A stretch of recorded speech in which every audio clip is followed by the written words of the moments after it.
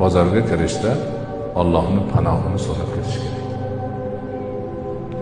Payg'ambarimiz sallallohu alayhi vasallam aytadilarki, kim bozorga kiryatib la ilaha illalloh vahdahu la sharika lahu lahul mulku va lahul hamd yuhyi va yumit va huwa hayyun la yamut biyadihi al-khayr va huwa ala kulli shay'in qodir deb o'qisa, ixlos bilan unga millionta savob yoziladi, millionta gunohi o'chiriladi va darajasi million marta ko'tariladi deydi.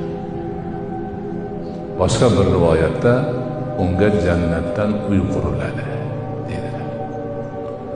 Haligi gapda, ya'niki Allohning o'zidan ibodatga sazovor zot yo'q, u zot tirikdir, qayyumdir deb Allohning sifatlarini aytib kirgan odam, shunga iymon keltirgan odam bozorda yolg'on gapirmaydi, birovni aldamaydi, shaytonning vasvasasiga uchmaydi, sog' kirib sog' chiqadi.